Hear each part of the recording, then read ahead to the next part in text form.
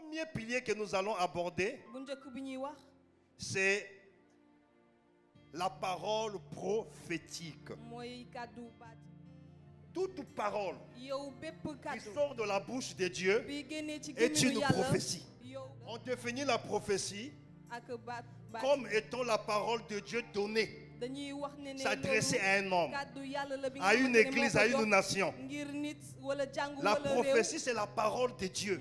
Quand on voit nos deux textes de base, Genèse 1, 28, Genèse 12, 2 à 4.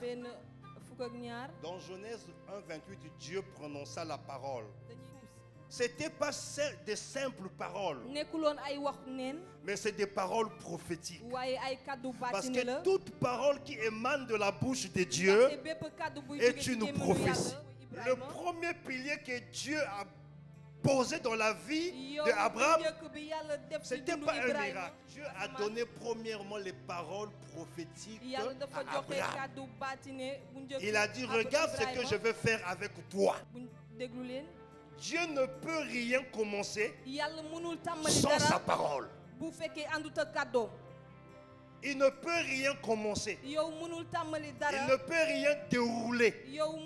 Il ne peut rien accomplir sans sa parole. Toi qui n'aimes pas la parole de Dieu, toi qui n'aimes pas lire la Bible, le pilier générationnel, c'est d'abord la parole. Tout ce que Dieu te dit, tu dois l'écrire. Pendant des moments de trouble, pendant des temps d'instabilité, où tu ne sais plus que faire, sur ce cahier que tu prends, tu vas commencer à lire toutes les paroles que Dieu t'a dit. Et tu vas commencer à rappeler à Dieu sa parole. Il n'est pas un homme pour mentir. Le deuxième pilier, c'est la promesse qui accompagne cette parole prophétique. La promesse est un engagement pour l'avenir. Mais ici, ce n'est pas un homme qui fait une promesse, mais c'est Dieu. Donc, dans d'autres termes, les promesses, c'est l'engagement de Dieu pour ton avenir. Combien de promesses que Dieu t'a conférées? Et quand tu es face aux difficultés, que fais-tu de ces promesses? Tu traites Dieu d'un menteur. Parmi des péchés qui choquent Dieu, c'est quand on murmure. Mais en réalité, lorsqu'on murmure, on bâtit une base d'adoration, de louange à Satan. Et ça attriste Dieu. Raison pour laquelle la Bible nous dit en toutes choses, rendez grâce à Dieu. La maturité d'un chrétien, c'est lorsque les choses ne vont pas bien. Son adoration avec Dieu reste loyale. Les promesses de Dieu sont oui et amen. Ça veut dire qu'il soit ainsi. J'ai déjà vu l'accomplissement à travers ma foi. Il y a une attitude à tenir face à la promesse. La première attitude, il faut marcher par la foi et non par la vue. Quand Dieu te fait une promesse, tu dois croire avant de voir. Deuxième attitude, poser des actes de foi. Dis à quelqu'un, il faut que tu poses les actes de foi. Troisième attitude, croire que Dieu ne peut pas mentir. Si Dieu m'a fait une promesse, quel que soit Adam, quel que soit Ève, il va accomplir cela. Quatrième, croire que Dieu ne peut pas échouer. Lis toute la Bible. Trouve un verset là où Dieu a échoué. Dieu ne peut pas échouer.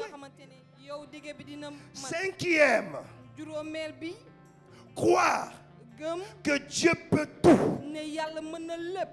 Dieu peut tout. Et sixième, croire que rien n'est impossible à Dieu. Rien n'est impossible. à ce Dieu-là pour ta destinée, pour ton avenir, pour tes générations. Rien.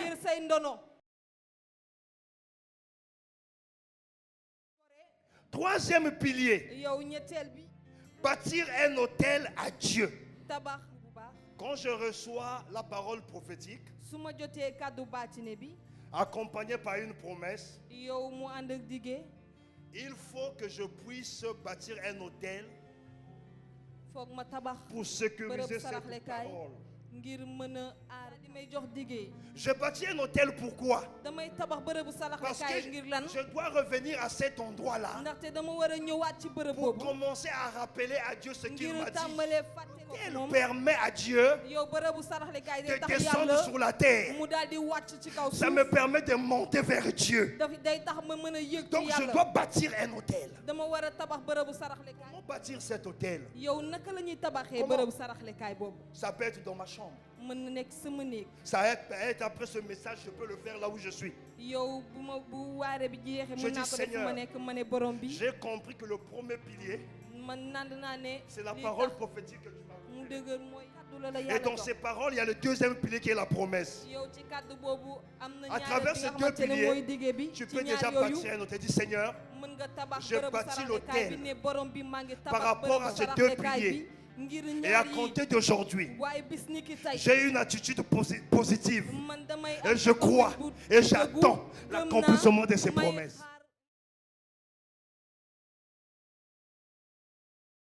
Quatrième pilier.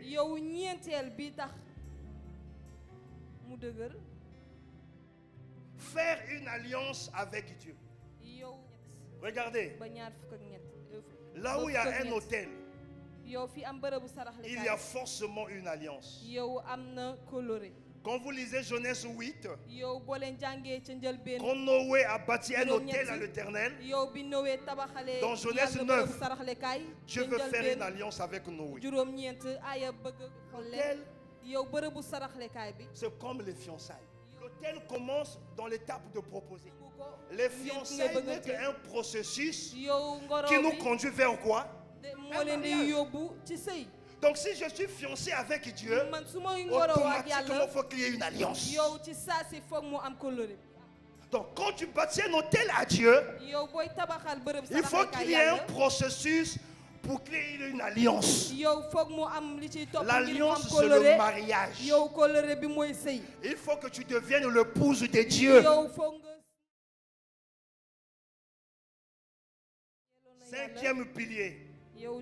Recevoir l'onction pour fonctionner.